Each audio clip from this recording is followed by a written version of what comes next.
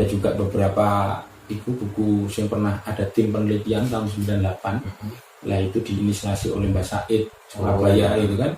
Lah itu lebih spesifik lagi. Nah dalam risalah itu keren Mas Al-Ngarani, bahwa setiap undak-undakan yang ada di Makam Sunan Derajat itu ada maknanya sendiri gitu kan. Mungkin nanti bisa kapan-kapan kita bedah ya.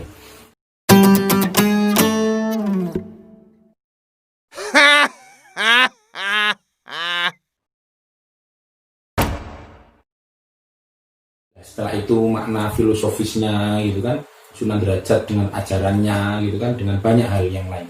Lah kalau semisal pergeseran atau itu ya perkembangan secara beragama, aku yakin dan yakinnya bahwa agama ini tetap berdialog dengan arus zaman yang sedang berjalan.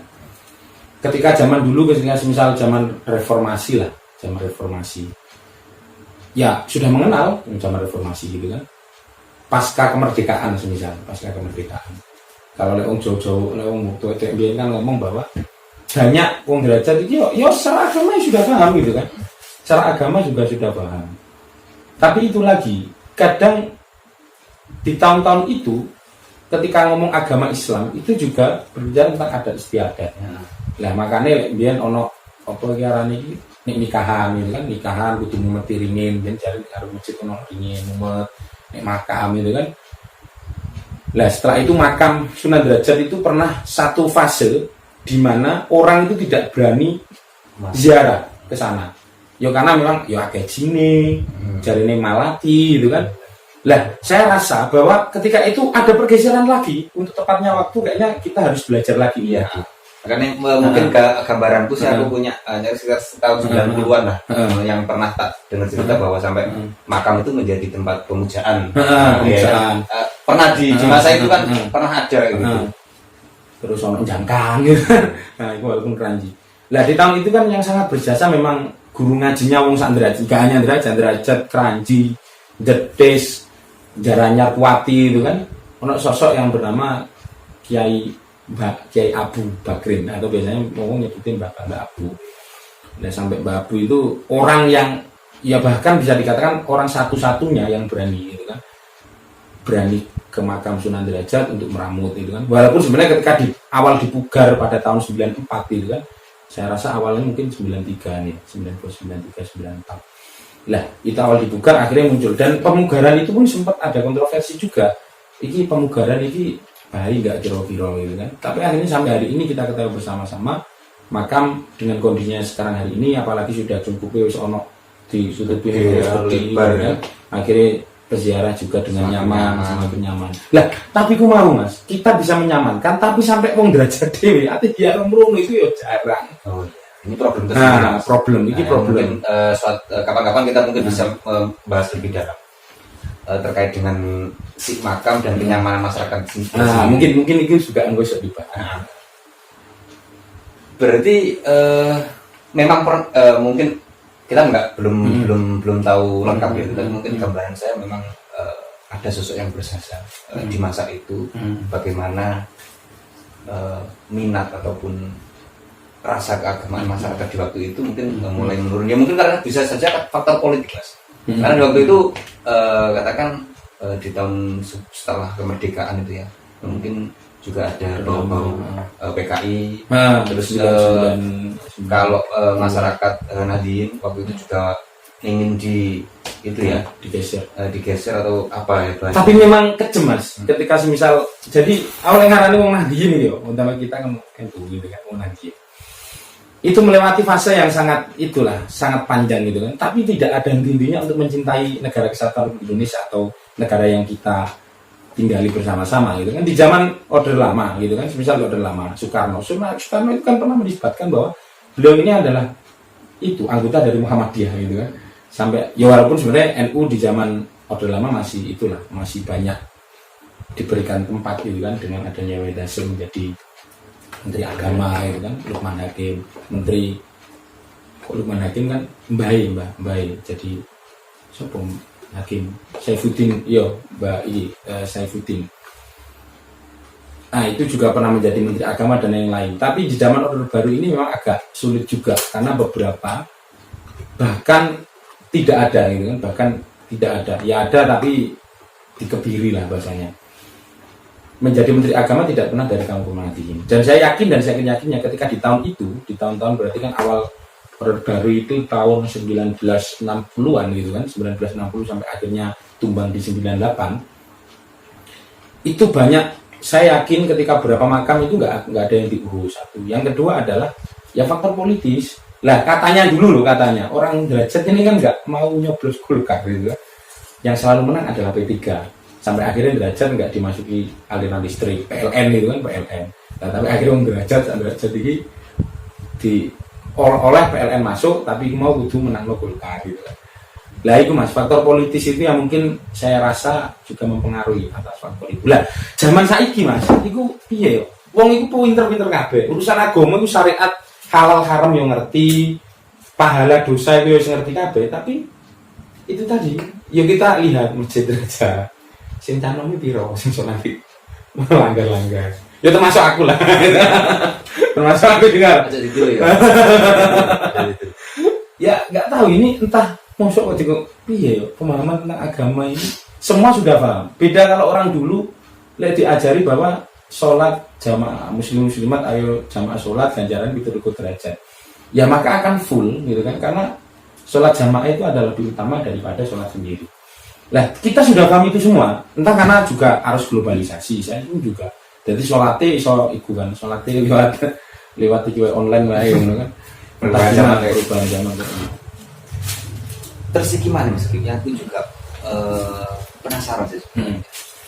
Kita punya wisata religi, kita membahas derajat kayak saya ini ya. Karena memang sebelum derajat berarti mungkin contoh-contoh desa ataupun kabupaten atau kota lain mungkin bisa punya juga gambaran ketika punya sebuah potensi dan tidak memanfaatkan itu. Kita memang punya sebuah pusat ekonomi kalau bisa dikatakan. Pusat ekonomi yaitu wisata religi. Tetapi semakin tahun pasti penduduk derajat kita semakin banyak. Oke siapa? Sedangkan kalau kita lihat presentasi, kira-kira Mas Riri punya nggak gambaran berapa persen sih orang derajat yang menggantungkan hidupnya di wisata makam Sunan Derajat? Wah kalau itu belum itu ya. Tapi kan lewat dia ngerti beberapa gang yang sudah banyak 2, 3, 4. Kalau misal presentasinya dari 100% ya, yang bergantung pada ekonomi Sunan Derajat 60-70 ya. Kita kira-kira segitulah. Berarti kalau bisa katakan semakin tahun perkembangan masyarakat juga akan semakin banyak, benar kan? Iya. Kalau dari 100% kita punya 60 atau 70% masyarakat yang menggantungkan hidup di makam Sunan Derajat. Kira-kira 5-10 tahun ke depan, ketika perkembangan masyarakat itu semakin banyak,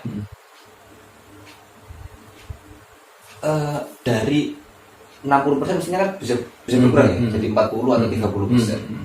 Kalau yang lebihnya 60 dari 40% yang ada di makam 10 tahun ke depan, 60% ini harus kemana ya?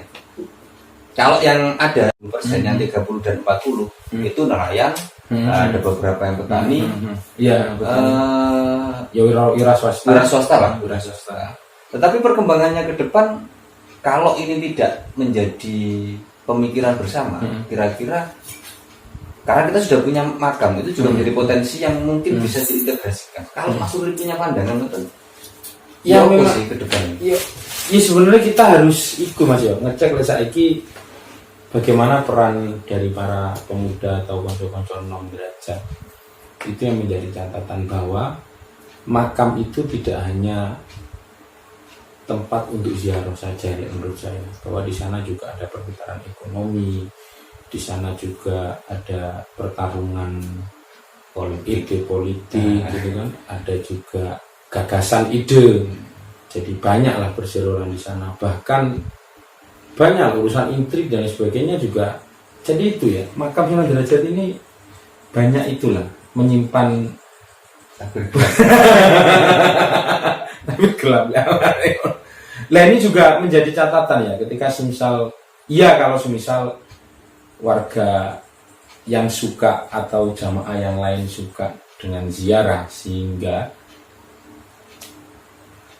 tetap mau ziarah gitu kan. Ya maksudnya yo NU 110 atau 20 yang akan datang akan tetap ada. Kalau nggak ada dan itu akhirnya menjadi hal yang dibid'ahkan untuk ziarah, lah bagaimana nasib orang yang ada di sana? Karena Sunan Derajat itu adalah wisata religi. Lah maka dari itu sebenarnya dulu kan sudah ada loh PNPM yang di sana ada outbound. Ini sebenarnya aja outbound loh, yo Islamic Center gitu kan. Lah kreativitas kenapa kok pemuda di sana ya libatkan. Saya rasa itu yang menjadi hal yang terpenting gitu kan. Sehingga tidak lah teman-teman mau masuk ke ranah sana gimana tidak pernah dilibatkan gitu kan. Lah hal-hal itulah jadi ayolah yang agak-agak itu kan maksudnya orang-orang tua itu mempelajari kami yang muda-muda gitu kan. Nah setelah itu libatkan, ajari kami, tidak lantas selalu menyalahkan kita gitu kan. Karena memang adanya generasi milenial dengan generasi kolonial ini juga agak itu ya, agak tidak sinkron. Kadang generasi kolonial yang sudah tua-tua itu mengatakan bahwa yo kowe belajar dhewe, wong kowe wis gedhe ngono kan. Lah sing enom atine nyendak-nyendak gawean sing tuwa, gak iku keliru gitu kan. Kadang suatu saat orang tua itu akan menganggap kita sebagai anak kecil dengan kepentingannya, tapi kadang orang-orang tua itu menganggap kita ini menjadi orang dewasa dengan kepentingannya. Lah itu ayo lucu gitu loh. Lah ke depan semisal yang agak itu ya, yang menjadi yang agak asik juga, semisal kayak Sunan Ampel ya. Jadi bahkan rumah-rumah itu bisa memproduksi roti Maryam gitu kan. Kenapa tidak semisal Derajat ini tidak hanya tersentral di makam Sunan Derajat saja. Kita punya batik. Batik itu pun saat dulu pernah berjaya gitu kan. Walaupun sebenarnya terbentur urusan produksinya, produksi dengan harga jualnya tidak itu kan, tidak seimbang. Sehingga penjualannya tidak bisa merata dengan baik, beda dengan Sunan Sendang gitu kan. Lah, tapi saya rasa dengan adanya teman-teman semua ini agak keren juga, apalagi wong Derajat ono jeneng Mas Bahar gitu kan. Mulai ngoret-ngoret tembok ini dioret-oret. Lah, hal inilah saya rasa ini menjadi sebuah catatan yang baik untuk pemuda, khususnya wong Derajat, untuk menjadi lebih baik lagi untuk di masa-masa yang akan datang, supaya tidak hanya tergantung saja urusan jualan ke makam Sunan Derajat. Begitu dulu. Jadi sedikit banyak sudah dapat pandangan dari Mas Ruli. Mungkin ini juga biar kita bersama bahwa bagi desa, kota ataupun kabupaten yang punya potensi, tidak hanya berpuas diri dengan potensinya. Mungkin itu ya, Mas Ruli ya. Jadi kita harus tetap mengevaluasi diri apa yang mungkin bisa menjadi terobosan ke depan. Dalam artian kita juga harus berpikir jangka panjang. Ketika kita punya sebuah potensi yang itu memang sudah selesai, dalam artian itu sudah berjalan dan hidup, kita juga harus berpikir apa sih potensi apa lagi yang mungkin ada di dalam waktu. Mungkin itu dulu bahasan-bahasan kita ngalor ngidul ngetan ulon. Ya wis rada gak jelas ngene iki lah. Jelas lah. Ya minimal menjadi sebuah gambaran sing iku iso didiskusikan bersama-sama. Urusan iki kok tepat atau gak kan, yo ayo kita gunakan ke sini lagi. Kalau sudah gak setuju, kok Mas siap ya untuk mendatangkan. Mungkin kalau ada yang aspirasi lah. Mungkin kita bisa ngobrol-ngobrol juga. Oke, sampai bertemu lagi di Rodok Channel. Rodok Channel. Siap, salam. Yuk, salam.